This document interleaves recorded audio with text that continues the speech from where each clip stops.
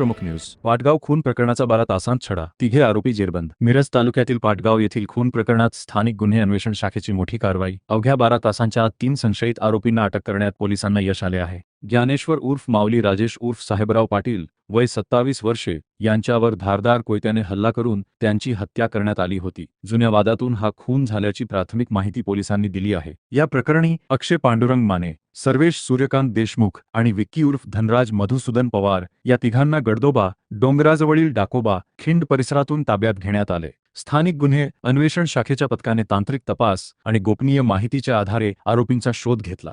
चोक्षित जुन्या वादातून हत्या केल्याची माहिती आरोपींनी दिल्याचे पोलिसांचे म्हणणे आहे. पोलीस अधीक्षक तुषार दोशी आणि अपर पोलीस अधीक्षक कल्पना बारवकर यांच्या मार्गदर्शनाखाली स्थानिक गुन्हे अन्वेषण शाखेचे पोलीस निरीक्षक संजीव झाडे यांच्या नेतृत्वाखाली ही कारवाई करण्यात आली. तिन्ही आरोपींना पुढील तपासासाठी मिरज ग्रामीण पोलिसांच्या ताब्यात देण्यात आले असून न्यायालयाने 14 ऑगस्ट 2026 पर्यंत पोलीस कोठडी मंजूर केली आहे. या प्रकरणाचा पुढील तपास मिरज ग्रामीण पोलीस करत आहेत. पाटगाव खून प्रकरणात पोलिसांची 12 तासांत मोठी कारवाई. आता या हत्येमागील नेमके कारण आणि आणखी कोणाचा सहभाग आहे का याचा तपास सुरू आहे. घरप्रमुख न्यूज.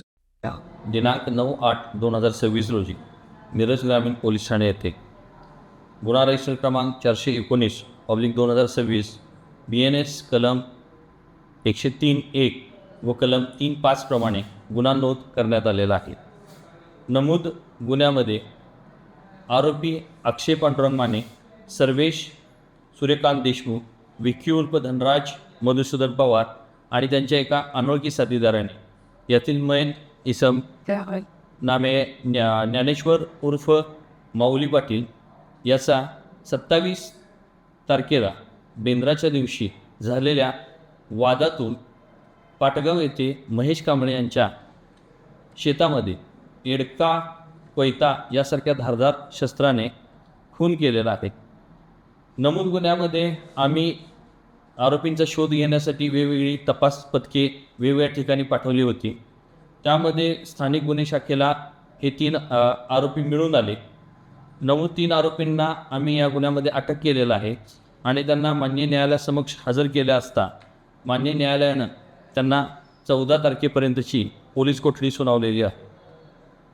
आणि आणखी आम्ही यामध्ये अधिक तपास करीत आहोत.